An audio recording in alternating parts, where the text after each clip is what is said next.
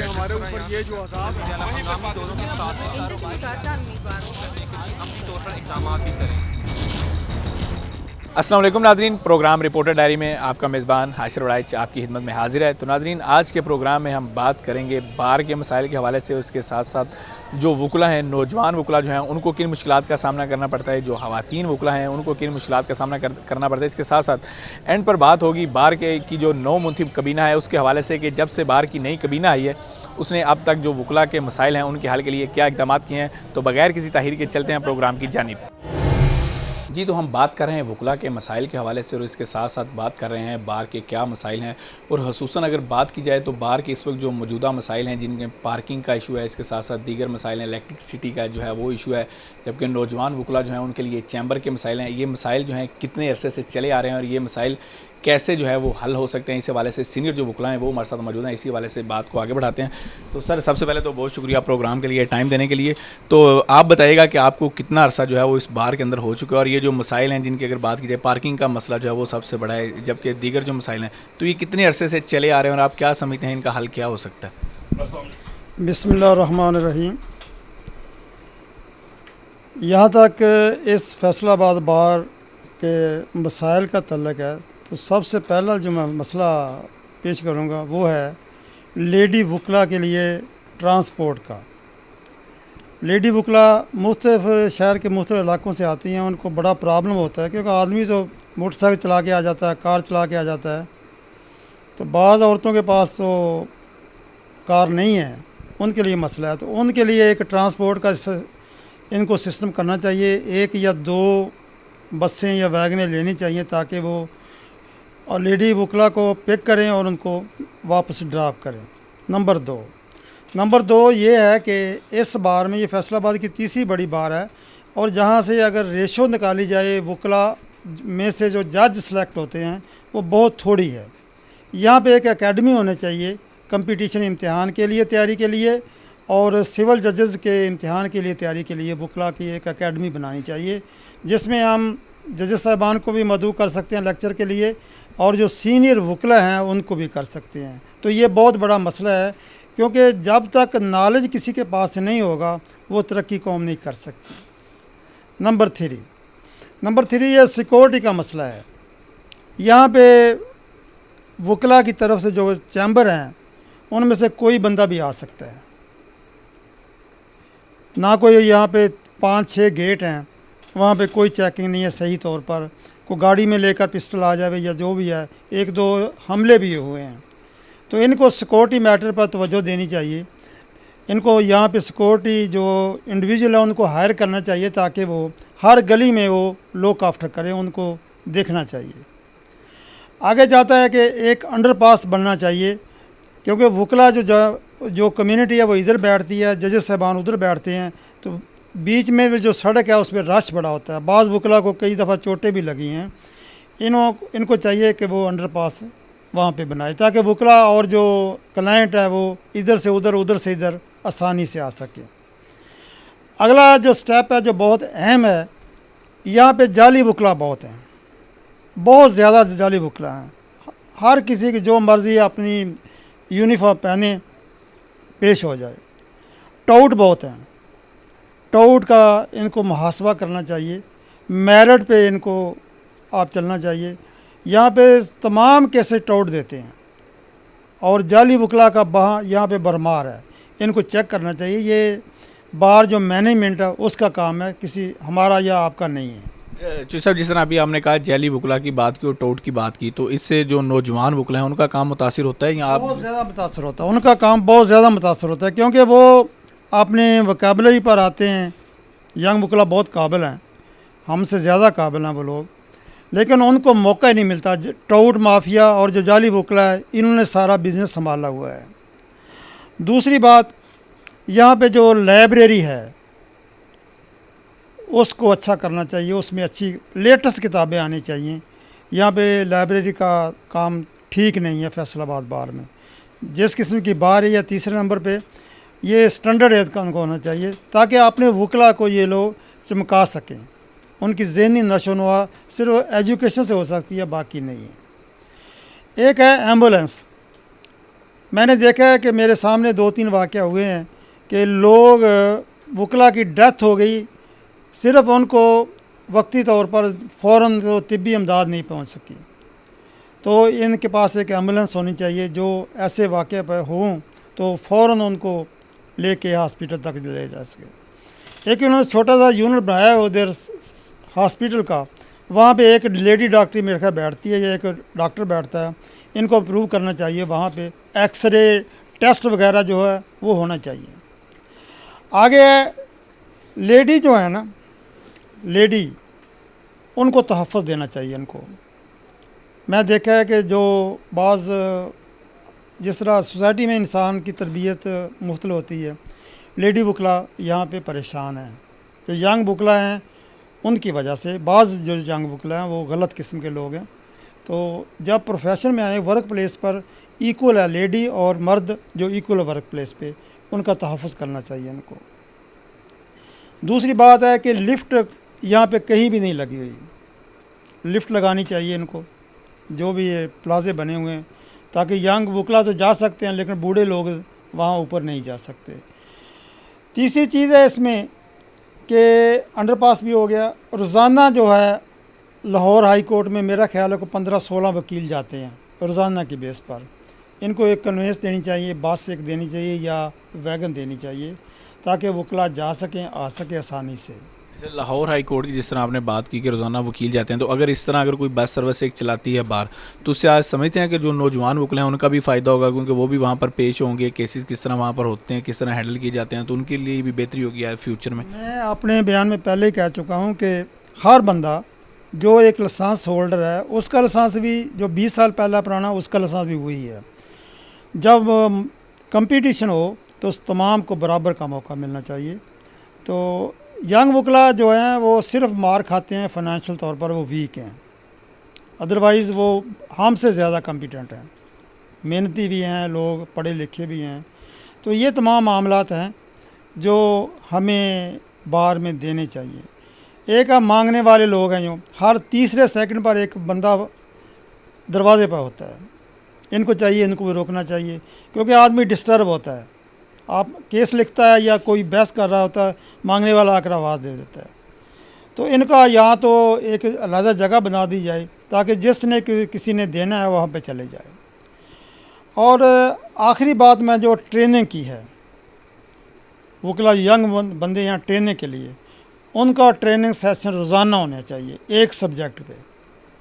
जो वहाँ पे शामिल होना चाहे वो शामिल हो जाए। मसलन क्रिमिनल साइड पे है, अगर क्रिमिनल केस की प्रोसीडिंग है, वहाँ पे उसकी ट्रेनिंग होनी चाहिए भी कैसे होता है, कैसे नहीं।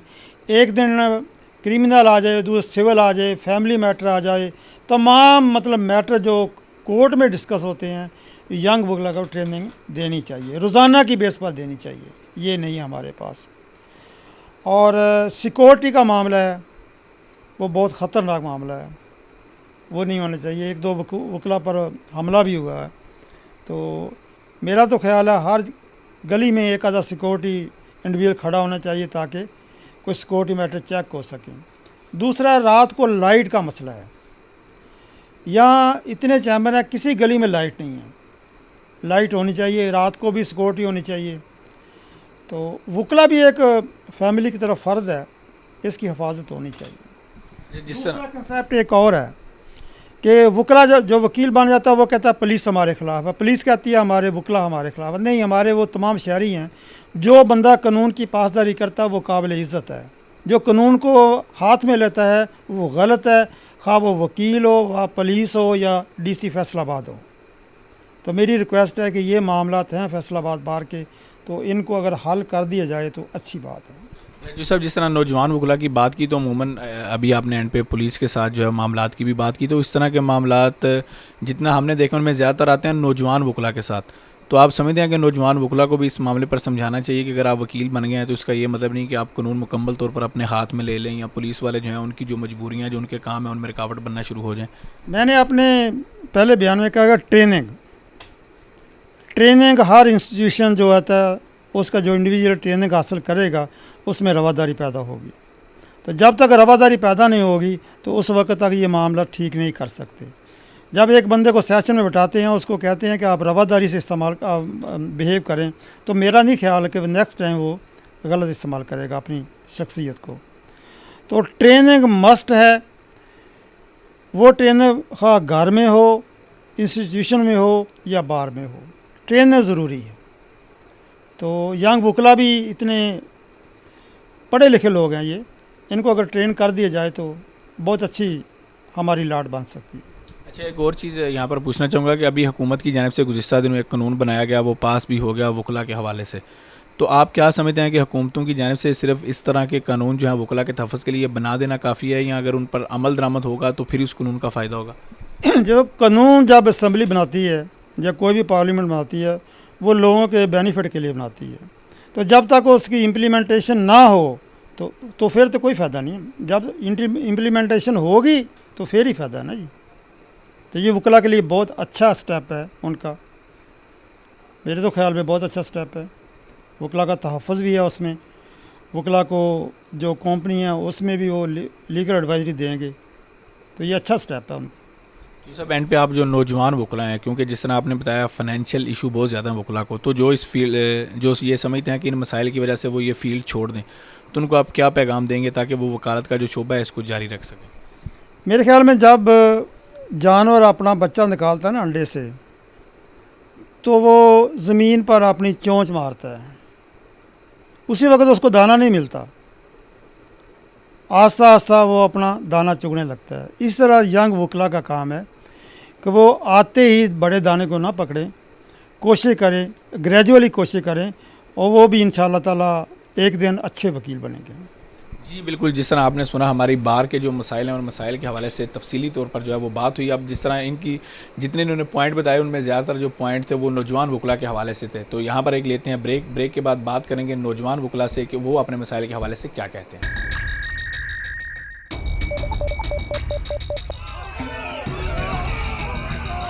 फ्लाईओवर तो ज़रूरी है हमारे ऊपर, ये जो हंगामी दौरों के साथ अमली तौर पर इक़दाम भी करें।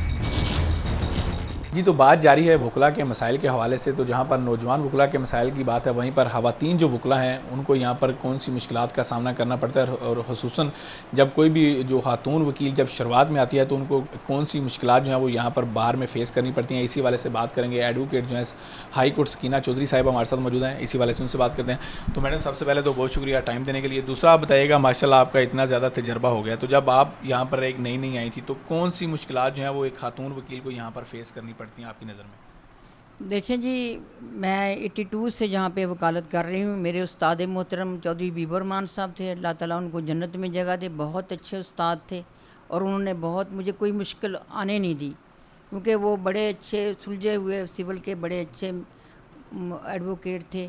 और ख़वातीन पे सबसे पहले मैंने ही शुरू किया जहाँ पे फैसलाबाद में, और इसके बाद ख़वातीन लगातार फिर आती रहीं।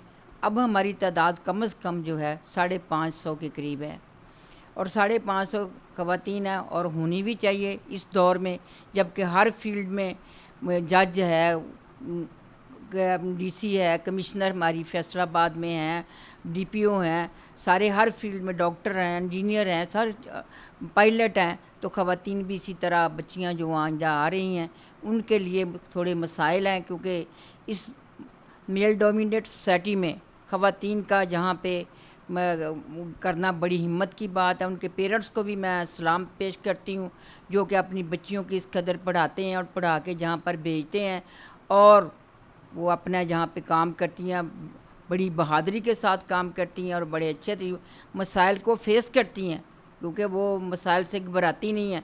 क्योंकि वकील का काम मसाइल से घबराना नहीं है। कोई भी मसला हो उसका हल हमारा काम है ढूंढना। अगर हम घबरा गए तो हम चले गए, फिर तो हम यहाँ पे फील्ड में नहीं रह सकते।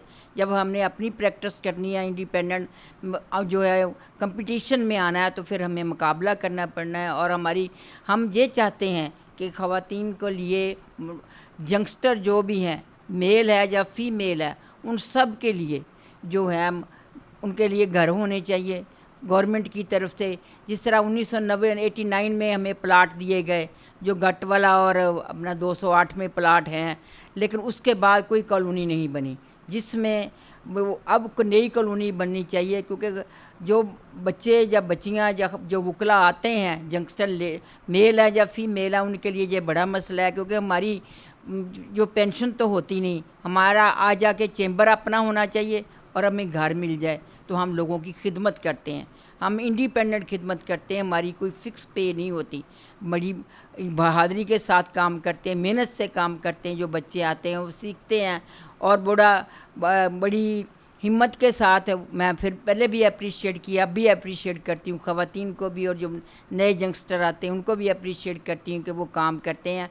और पंजाब बार की तरफ से उनके लिए जो जब पहले आते हैं उनके लिए कोई 2-3 साल के लिए कोई फ़िक्स होनी चाहिए कि जो कोई 20-25-30 हज़ार रुपया मंथली उनको दें।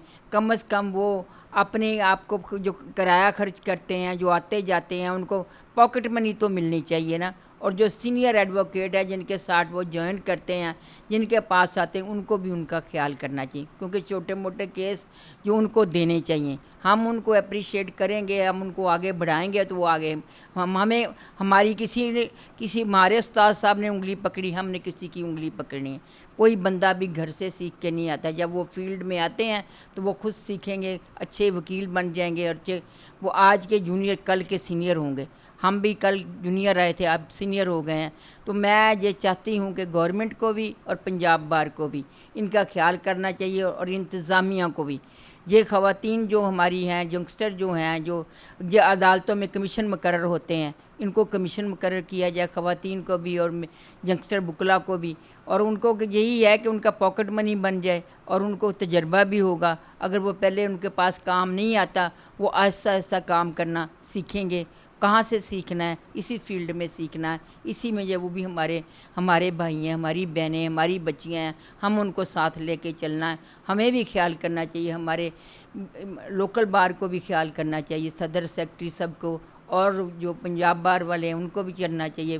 पाकिस्तान बार से भी मेरी रिक्वेस्ट है कि बच्चों के जो जूनियर लड़कियां और लड़के आते हैं उनका ख्याल करें, और गवर्नमेंट ऑफ पाकिस्तान से भी है कि वो भी वकला का ख्याल करें। हमारी एक नई कॉलोनी बननी चाहिए फैसलाबाद शहर में, 89 की बनी हुई है, तब बहुत कम वकील थे, अब हमारे यंगस्टर वकला बहुत आ गए हैं, जिनके लिए हमें कॉलोनी चाहिए और हमारे नए चेंबर बने। क्योंकि जो जिसको बैठने के लिए जगह मिल जाए और घर मिल जाए तो वो पुरसकून तरीके से अपनी वकालत करेगा, उनको मसला नहीं रहेगा। और मैं गवर्नमेंट को जब भी हमारा जो कानून पास किया है आज़म नज़ीर तारड़ साहब ने, जो पार्लियामेंट में जहाँ से पास करवाया है कि जो हमारे वकला हैं उनको ग्रेड 18 के बराबर सहूलियात मुयस्सर होंगी, अल्लाह करे इस पे अमल दरामद हो जाए और वो हो। और हम जो हमारे नए वकील है ग्रेड, क्योंकि उसमें ये है कि बच्चे उनका इलाज हॉस्पिटल में फ्री होगा,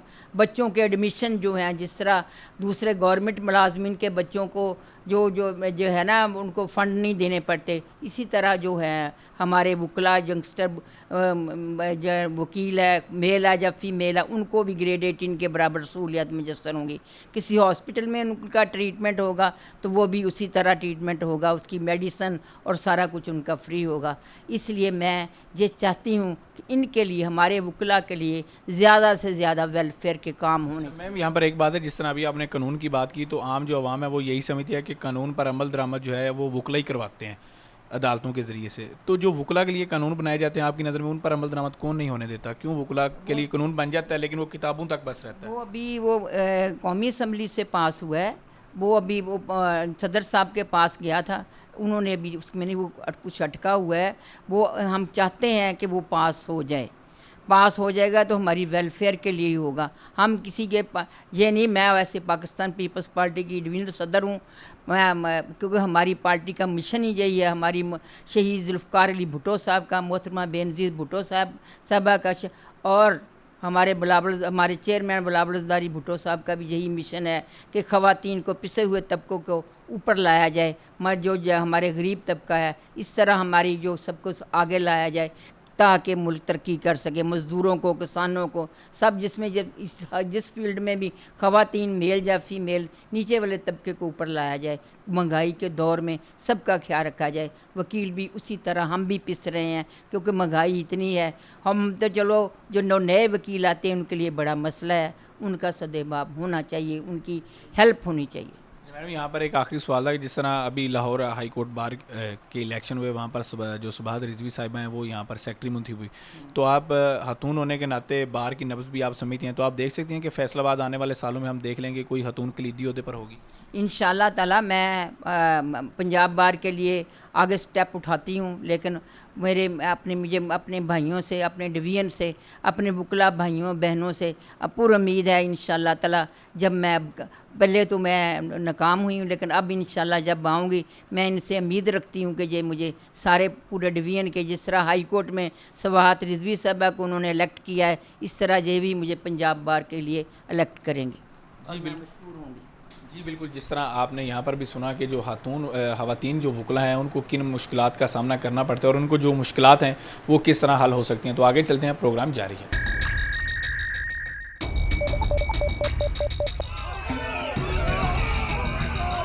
फ्लाईओवर तो ज़रूरी है हमारे ऊपर। ये जो अज़ाब है हंगामी दौरों के साथ तौर पर इक़दाम भी करें। तो बात हम कर रहे थे वकला के मसाइल के हवाले से। तो सबसे बड़ी तादाद जो है वो इस वक्त दूसरी फील्ड्स की तरह यहाँ पर भी जो नौजवान वकला हैं उनकी है। यहाँ पर वकला की तादाद जो है, नौजवान वकला की तादाद बढ़ती जा रही है। उसके साथ साथ नौजवान वकला के जो मसाइल हैं वो भी दिन दिन बढ़ते जा रहे हैं। तो बेसिकली सबसे बड़े जो मसाइल हैं नौजवान वकला के वो हैं क्या, वो इन्हीं नौजवान वकला से जो हैं वो जानते हैं। तो भैया आप सबसे पहले तो बताइएगा कि आपको कितना अरसा हुआ है इस पेशे में आए और आप क्या समझते हैं कि कौन से ऐसे मसाइल हैं जो तरजीही बुनियादों पर हल होने चाहिए?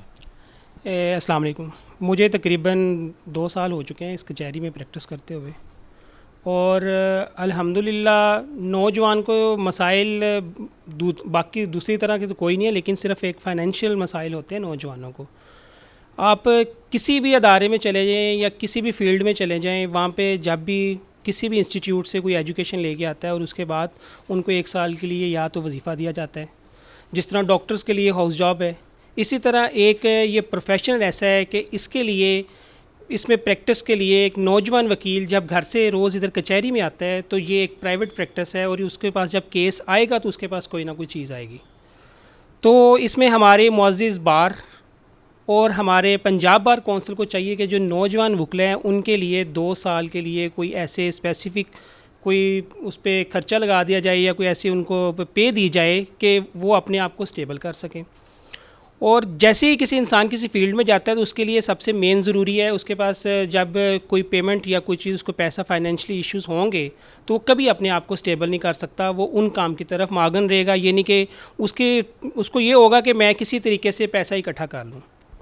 और बेसिकली ये जो प्रोफेशन है, ये लॉर्ड्स का प्रोफेशन है, ये इसमें इंसाफ, कानून की पासदारी करवाना ये एक वकील की ज़िम्मेदारी है।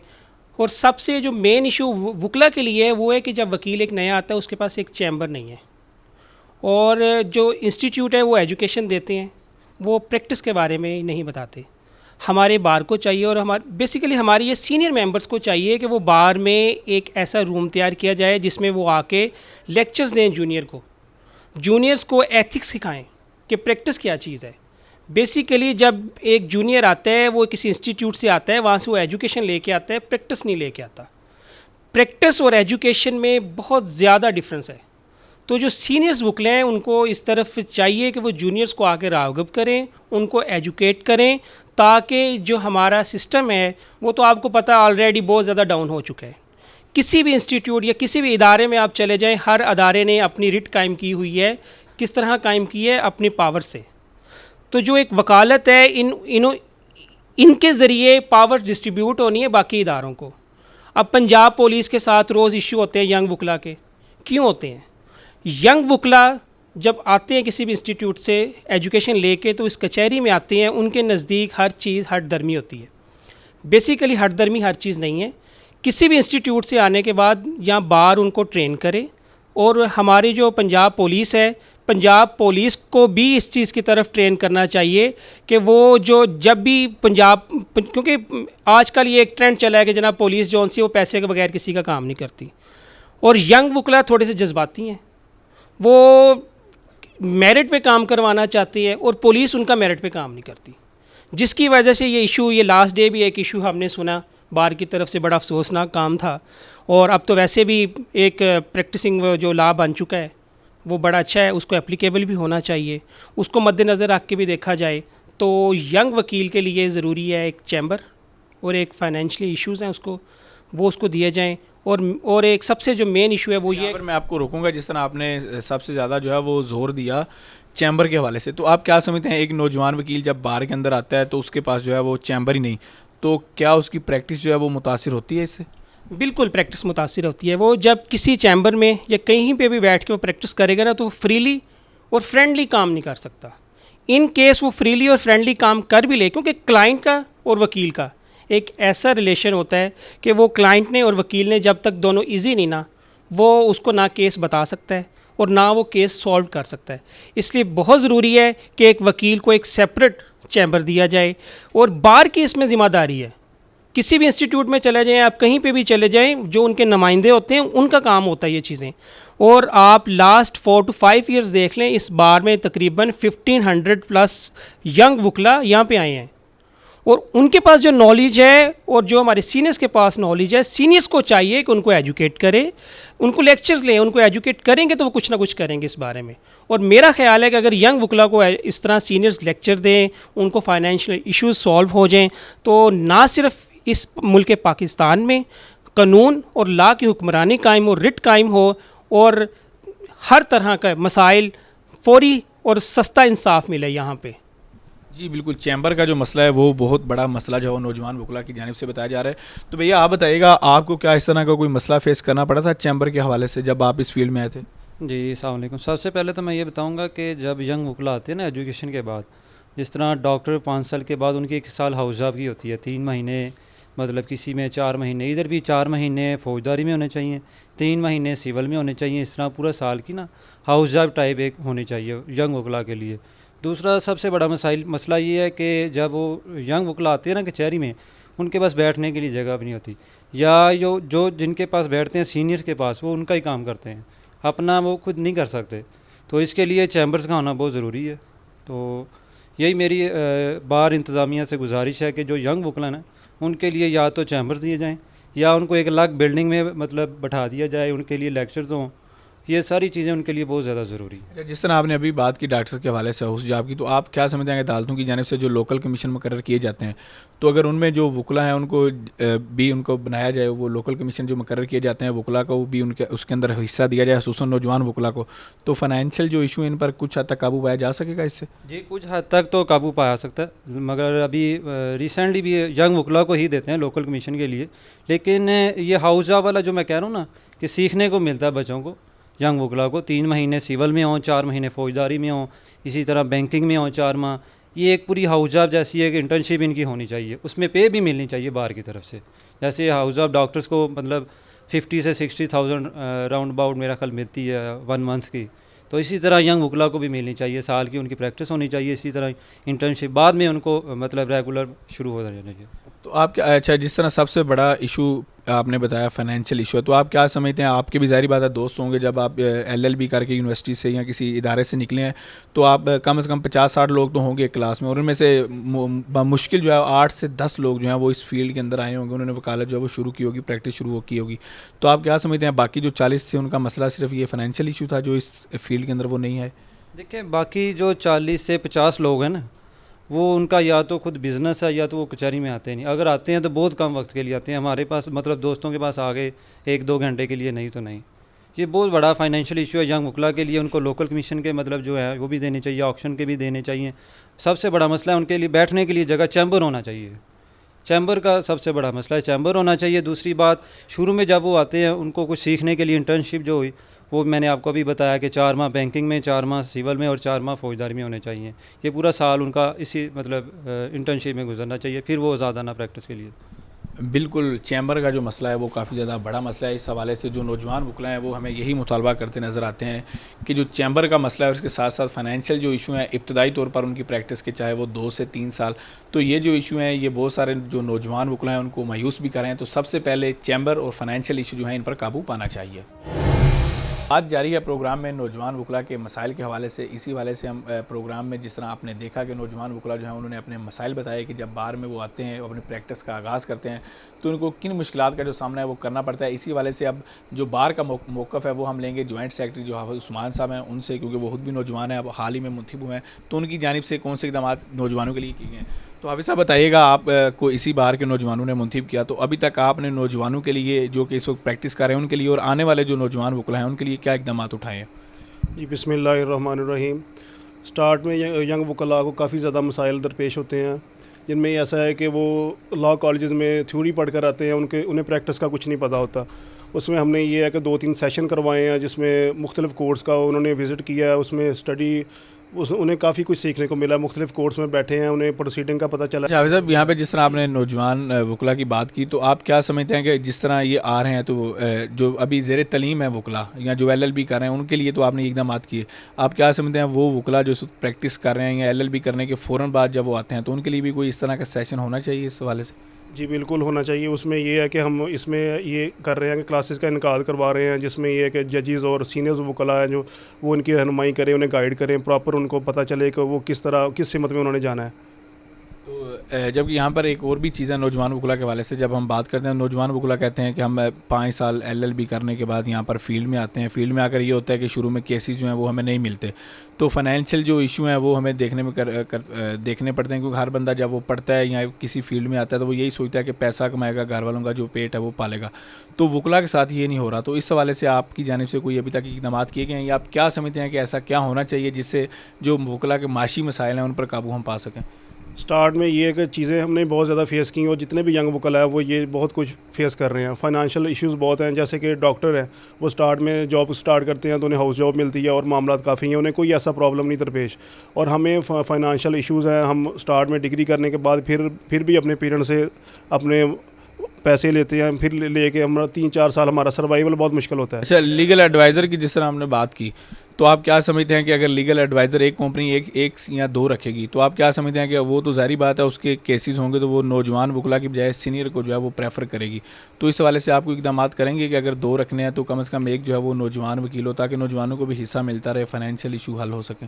जी बिल्कुल, उसमें ऐसा ही है कि प्राइवेट कंपनी जितनी भी हैं एक वकील हो जो यंग हो उसे रखना चाहिए। उससे ये है कि उसके प्रॉब्लम काफ़ी ज़्यादा हल हो जाएंगे। तो हाफ़िज़ साहब बताइएगा कि 3 से 4 माह हो गए हैं आपकी जो नई कबीना है उसको, तो अभी तक बार और वकला की बेहतरी के लिए आपकी जानिब से कौन से इक़दाम जो हैं वो कर लिए गए हैं और कौन से जो हैं वो हम फ्यूचर में देखेंगे कि होंगे जिसके लिए आप कोशिश कर रहे हैं? इसमें ऐसा है कि चैम्बर्स के काफ़ी ज़्यादा मसाइल हैं। चैम्बर्स में ये है कि बख्शी खाने वाली जगह है, जो लास्ट टाइम सेक्रेटरी सदर साहब जो हमारे सदर साहब हैं लास्ट टाइम जब सेक्रेटरी थे, इन्होंने काफ़ी इस पर वर्किंग की और अब वो सारी कबीना को साथ लेके चल रहे हैं और इस पर वो काफ़ी मेहनत कर रहे हैं। उसमें 2-3 विज़िट हो चुके हैं, जिसमें DC साहब का विज़िट हो चुका है, सेशन जज साहब का विज़िट हो चुका है। इसमें प्रोसीजर चल रहा है, अल्लाह खैर करे जल्दी इंशाल्लाह खुशखबरी यंगस्टर को देंगे। और दूसरा ये है कि इलेक्ट्रिसिटी के काफ़ी ज़्यादा प्रॉब्लम थे, उसमें हमने स्टार्ट में ही इसे जो ट्रांसफार्मर है उन्हें अपग्रेड किया और मुख्तलिफ जो केबल्स हैं वीक थी उन्हें अच्छी केबल्स डलवाई। और जो है इसमें यह है कि फेस्को ने हमारा काफ़ी साथ दिया और इलेक्ट्रिसिटी का काफ़ी मसाइल काफ़ी हद तक बेहतर हुए हैं। साथ साथ ये भी गुफ्तगू की जा रही है कि इस हवाले से बाकायदा लेटर भी सामने आया कि नादरा के ऑफ़िस के हवाले से, इसके साथ साथ पासपोर्ट ऑफ़िस के हवाले से, तो इस हवाले से क्या अपडेट है आपके पास? इसमें यह है कि नादरा का ऑफ़िस और जो पासपोर्ट ऑफिस है वो हम यहाँ पे बाहर में लेके आ रहे हैं। उसमें ये है कि प्रॉब्लम जो है यंगस्टर को या सीनियर्स को जो मसाइल हैं वहाँ पे जाके लाइनों में लगना पड़ता है, वो मसला इनका हल होगा। मान भी बताइएगा कि यहाँ पर जो बार है उसमें नौजवान वकला की एक बड़ी तादाद मौजूद है जिन्होंने आपको मुंतखब करवाने में भी अहम किरदार अदा किया है, तो आप पूछते हैं कि आपने जब आप मुंतखब हो गए हैं तो उनके लिए आपने अभी तक क्या इक़दाम किए हैं? और दूसरा भी ये बताइएगा कि कैंपेन में जब आप गए थे तो नौजवान वकला ने कौन से ऐसे मसाइल बताए थे जिनको आप अब हल करने के लिए इक़दाम उठा रहे हैं? इसमें जब मैंने अपनी कैंपेन स्टार्ट की तो मेरे साथ यंग वकला थे जिन्होंने मेरा काफ़ी साथ दिया, उनसे मेरी बातचीत होती रही उनके मसाइल पे। उनके बेसिक मसाइल तो ये है कि चैम्बर्स के इश्यूज़ हैं, हमारी बिल्डिंग्स में एक ऑफ़िस में तीन चार वकला बैठे हुए हैं जिनमें उनकी हर एक की प्राइवेसी डिस्टर्ब होती है। चैम्बर्स के इश्यूज़ हैं, इनमें ये है कि चैम्बर्स के इश्यूज़ में हमने मुख्तलिफ विज़िट करवा चुके हैं वो भी इंशाल्लाह जल्दी ये मसला हल होगा। उसके बाद फाइनेंशियल इश्यूज़ हैं, उसमें यह है कि यंगस्टर जो है, यंगस्टर वकला, उन्हें हम अकोमोडेट करेंगे। सेशन जज साहब से हमारी मीटिंग्स चल रही हैं, उसमें कमीशन वगैरह और कोर्ट ऑक्शनर उन्हें अपॉइंट करवाएंगे, उससे उन्हें काफ़ी रिलीफ मिलेगा। जिस तरह फाइनेंशियल इशू की बात की, तो आप क्या समझते हैं कि कुछ नौजवान वकला जब इस फील्ड में आते हैं तो उनको जब माशी मसाइल का सामना करना पड़ता है तो वो छोड़ देते हैं ये फील्ड ही, वो कोई दूसरा शोबा इख्तियार कर लेते हैं, उसमें काम करते हैं। तो ये जिस तरह आप इकदाम कर रहे हैं, तो आप समझते हैं कि वकला जो हैं, नौजवान वकला के मसाइल इस तरह हल हो जाएंगे थोड़े बहुत ही सही, माशी तौर पर सही? जी, मैं काफ़ी होपफुल हूँ। इंशाल्लाह उनके जो भी मसाइल हैं इंशाल्लाह जल्दी से जल्दी हल होंगे इंशाल्लाह। सर, डिस्पेंसरी पर काम कहाँ तक पहुँचा है? डिस्पेंसरी को अपग्रेड किया है और इसमें यह है कि काफ़ी ज़्यादा वकला फैसिलिटेट होंगे। अच्छा, दूसरा ये बताइएगा कि आप अब एंड पे जो नौजवान वकला हैं उनको आप क्या पैगाम देंगे, क्योंकि वकला, नौजवान वकला के काफ़ी ज़्यादा मसाइल होते हैं, तो अगर किसी वकील का कोई मसला होता है खुसूसन नौजवान का, तो उस वक्त आप कहाँ पे खड़े होंगे?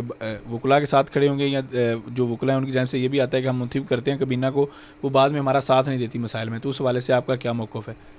मैं हमेशा इंशाल्लाह यंग वकला के साथ हूँ, हर मुश्किल वक्त में, हर जगह पे मैं जिस लायक भी हूँ अपने दोस्तों के लिए, अपने भाइयों के लिए। आपने मुझे इलेक्ट किया है, मैं आपके लिए हर जगह, हर फोरम पे मैं आपके लिए हाज़िर हूँ। मैं हमेशा आपके साथ हूँ। जी बिल्कुल, जिस तरह आपने सुना जॉइंट सेक्रेटरी हाफिज़ उस्मान साहब जो हैं वो हमारे साथ मौजूद है। इस हवाले से उन्होंने तफसीलन बताया कि जो बार की नौ मुंतखब कबीना है उसकी जानिब से नौजवान वकला के जो मसाइल हैं, जिनमें हमने माशी मसाइल की बात की और चैम्बर्स के मसाइल, उसके लिए अब तक जो है वो क्या इकदाम किए हैं और आने वाले दिनों में जो है वो क्या इकदाम करेंगे। और इस हवाले से नौजवान वकला की जानिब से सबसे बड़े यही दो मसाइल थे, एक चैम्बर का मसला और दूसरा माशी मसाइल, तो उन दोनों पर इकदाम जो हैं वो बार की जानिब से किए जा रहे हैं। तो हम पूरी उम्मीद हैं कि आने वाले दिनों में या आने वाले कई सालों के अंदर जो है वो वकला के ये जो मसाइल हैं ये मुकम्मल तौर पर हल होंगे। आज के प्रोग्राम के लिए इतना ही। अपने मेज़बान हाशिर वड़ाइच को इजाज़त दीजिए। अल्लाह हाफिज़।